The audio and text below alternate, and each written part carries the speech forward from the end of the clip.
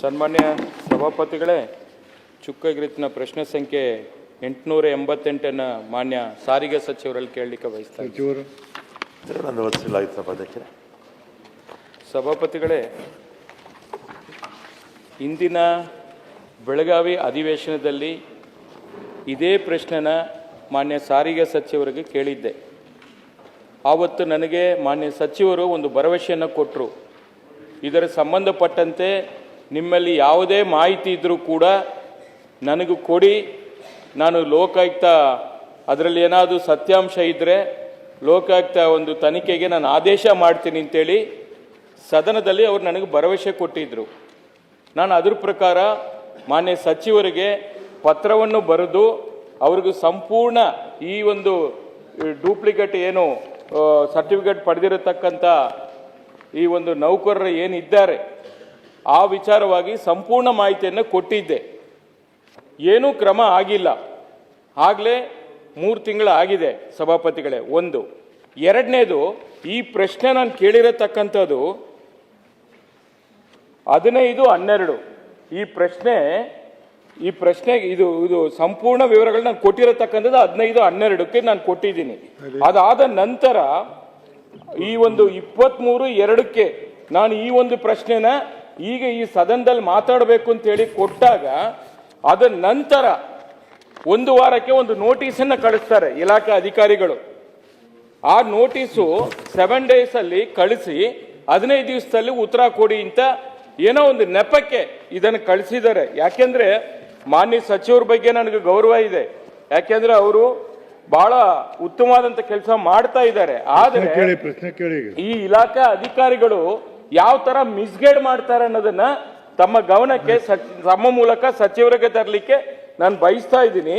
ನೋಡಿ, ನನ್ನ ಒಂದು ಬೇಡಿಕೆ ಇದ್ದಿರ್ತಕ್ಕಂಥದ್ದು, ತಾವು ಏನು ಭರವಸೆ ಕೊಟ್ಟಿದ್ರಿ ಅದು ಯಾವುದು ಕೂಡ ಆಗಿಲ್ಲ. ಈಗಲಾದು ತಾವು ಎಚ್ಚೆತ್ಕೊಂಡು ಈ ವಿಚಾರವಾಗಿ ತಾವು ಮಾಡಬೇಕಾಗಿರತಕ್ಕಂಥದ್ದು ಇಲಾಖೆಯ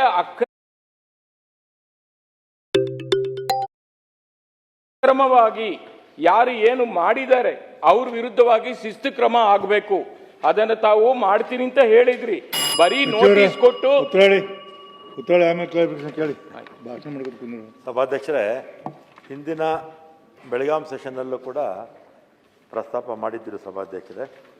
ಅದರಲ್ಲಿ ಸಿ ಗ್ರೂಪಿಂದ ವಾಹನ ನಿರ್ವಹಣೆ ಅಂದರೆ ಮೋಟಾರ್ ವೆಹಿಕಲ್ ಇನ್ಸ್ಪೆಕ್ಟರ್ಸ್ಗೆ ಪ್ರಮೋಷನ್ ಕೊಡೋದಕ್ಕೆ 5% 12/10/22 ಒಂದು ಅವಕಾಶ ಮಾಡಿಕೊಟ್ರು 22ನೇ ಇಸ್ವಿನಲ್ಲಿ. ಅದಾದಮೇಲೆ 22-23ರಲ್ಲಿ 17 ಜನಕ್ಕೆ ಪರ್ಮಿಷನ್ ಕೊಟ್ಟಿದ್ದಾರೆ ನಮ್ಮ ಇಲಾಖೆಯಿಂದ.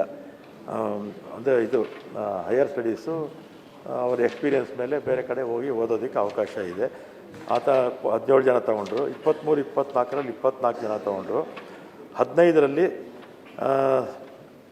24-25ರಲ್ಲಿ 15 ಜನ ತೊಗೊಂಡಿದ್ದಾರೆ ಒಟ್ಟು ಸಭಾಧ್ಯಕ್ಷರೇ.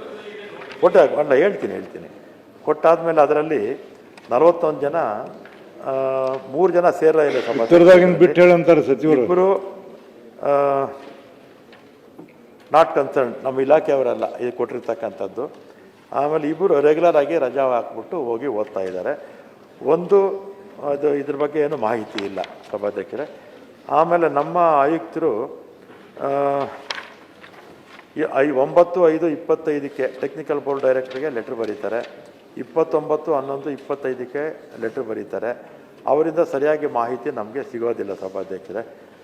ಆಮೇಲೆ ಮತ್ತೆ ನಮ್ಮ ಆಯುಕ್ತರು 3/3/26ಕ್ಕೆ ಒಂದು ಕಾರಣ ಕೇಳಿ ನೋಟಿಸು ಕೊಡ್ತಾರೆ. ನೋಟಿಸು ಕ್ಲಾರಿಟಿ ಬರಬೇಕು ಅಂತ ಸಭಾಧ್ಯಕ್ಷರು ಅದಕ್ಕೆ ನಿವೃತ್ತ ನ್ಯಾಯಾಧೀಶರಿಂದ ತನಿಖೆ ಮಾಡಿ ಅಂತೇಳಿ. ಯಾಕಂದರೆ ನಮ್ಮ ಇಲಾಖೆನೂ ಬರುತ್ತೆ, ಟೆಕ್ನಿಕಲ್ ಬೋರ್ಡು ಬರುತ್ತೆ, ನಿವೃತ್ತ ಇಲಾಖೆಯಿಂದ ತನಿಖೆ ಮಾಡಿ ಅಂತ ಆದೇಶನ ಮಾಡಿದ್ದೀವಿ. ಗೆಜೆಟ್ ಕಾಪಿನೂ ಇದೆ. ಶರವಣ ಅವ್ರಿಗೆ ಕಳಿಸ್ತೀನಿ ಸಭಾಧ್ಯಕ್ಷರೇ. ನನ್ನ ವಿನಂತಿ ಏನಂತ ತಾವು ಕೇಳ್ಕೊಂಬಿಡಿ. ಹೇಳೋದು ಮೇಲ್ನೋಟಕ್ಕೆ ಇದರಲ್ಲಿ ತಪ್ಪಾಗಿದೆ ಅಂತ ನಾನು ಒಪ್ಕೊಳ್ತೀನಿ ಸಭಾಧ್ಯಕ್ಷರು. ಅದಕ್ಕೆ ನಿವೃತ್ತ ನ್ಯಾಯಾಧೀಶರು ನಾರಾಯಣ್ ಅಂತ ಅವ್ರು ನೇಮಕ ಮಾಡಿ ಗೆಜೆಟ್ ಆಗಿದೆ ತನಿಖೆ ಮಾಡಿ. ಅಲ್ಲ, ನನ್ನ ವಿನಂತಿ ಏನಂದ್ರೆ ಶರವಣ್ಣ ಒಂದ್ ನಿಮಿಷ ಕೇಳಿ. ನಿವೃತ್ತಿ ನ್ಯಾಯಾಧೀಶರನ್ನು ನೇಮಕ ಮಾಡಿದ್ರೆ ಮುಗಿತಿ, ಅಲ್ಲಿ ಮಟ್ಟ ಏನು ಮಾಡಕ್ ಬರುದಿಲ್ಲ. ಮಾಡ್ಲಿ ಸಭಾಪತಿಗಳದ್ದು ಮಾಡ್ಲಿ. ಇನ್ನು ಒಂದೇ ಹೇಳ್ಬಿಡ್ತೀನಿ ಅಷ್ಟೇ. ನೋಡಿ, ನಿಮ್ಮ ಆಕ್ಟ್ KCSR ಆಕ್ಟ್ ಏನು ಹೇಳುತ್ತೆ ಅದ್ರ ಪ್ರಕಾರ ತಾವು ಈ ಒಂದು ಯಾರು ಈ ನಕಲಿ ಸರ್ಟಿಫಿಕೇಟ್ನ ಕೊಟ್ಟಿದ್ದಾರೆ ಅವ್ರ ವಿರುದ್ಧವಾಗಿ ಕೂಡ ಕ್ರಮ ಆಗಬೇಕು. ಆಮೇಲೆ ತಮಗೂ ಗೊತ್ತಿದೆ, ಬೆಳಗಾವಿಯಿಂದ ಬೆಂಗಳೂರು ಬರಕ್ಕೆ ಎಷ್ಟೊತ್ತು ಬೇಕು, ಮೈಸೂರಿಂದ ಬೆಂಗಳೂರು JP ನಗರ ಬರಕ್ಕೆ ಎಷ್ಟೊತ್ತು ಬೇಕು, ಅವನು ಅಲ್ಲಿಂದ ಜರ್ನಿ ಮಾಡಿಕೊಂಡು 1 ಅವರಲ್ಲಿ ಬಂದು ಇಲ್ಲಿ ಎಕ್ಸಾಮ್ ಮಾಡಲಿಕ್ಕೆ ಸಾಧ್ಯನಾ?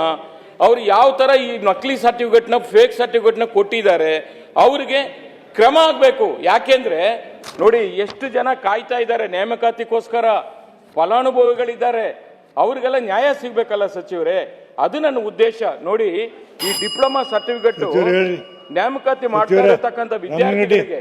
ರಾಮನಗಡ್ಡಿ ಅವರ ಉತ್ತರ ಹೇಳಿ. ಸಭಾಧ್ಯಕ್ಷರೇ, ಕೊಡಿ. ಈಗ ಬಹಳ ಸ್ಪಷ್ಟವಾಗಿ ಉತ್ತರ ಕೊಟ್ಟಿದ್ದೀನಿ. ನಿವೃತ್ತ ನ್ಯಾಯಾಧೀಶನ ತನಿಖೆ ಮಾಡಿಸ್ತೀವಿ, ಯಾರು ತಪ್ಪು ಮಾಡಿದ್ರೆ ಅವ್ರ ಮೇಲೆ ಖಂಡಿತ ಕ್ರಮ ತಗೊಳ್ತೀವಿ. ರವಿಕುಮಾರ್ ಟೈಮ್ ಕೇಳಾರ.